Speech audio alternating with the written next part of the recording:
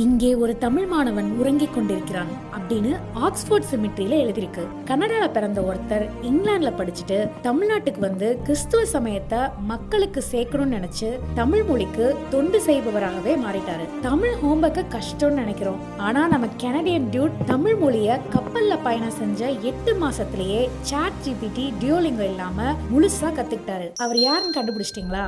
S, G U Pope.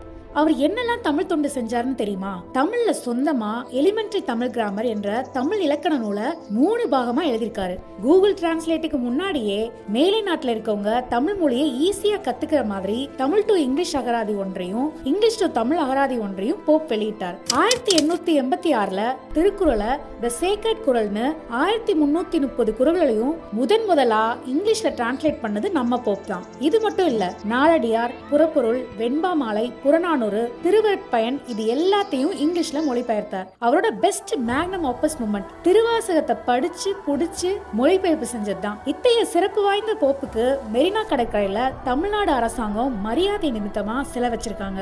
அது மட்டும் இல்லாம தமிழ்நாடு அரசின் தமிழ் வளர்ச்சி துறையின் மூலமா ஒவ்வொரு வருஷமும் ஜியு போப் பேர்ல விருது வழங்குறாங்க. இது எதுக்காகனா அயல்நாட்டு மொழிகள்ல தமிழ் இலக்கியங்களை மொழிபெயர்க்கும் சிறந்த மொழிபெயர்ப்பாளருக்கு ஜியு போப் விருது வழங்கப்படுகிறது. இந்த விருதுக்கு 2 லட்சம் ரூபாய் பரிசும் 8 கிராம் தங்க பதக்கமும் தகுதி சான்றும் வழங்கி சிறப்பிக்கிறாங்க. குட்டி ஹிஸ்டரியை லைக் பண்ணுங்க, ஷேர் பண்ணுங்க, சப்ஸ்கிரைப் பண்ணுங்க.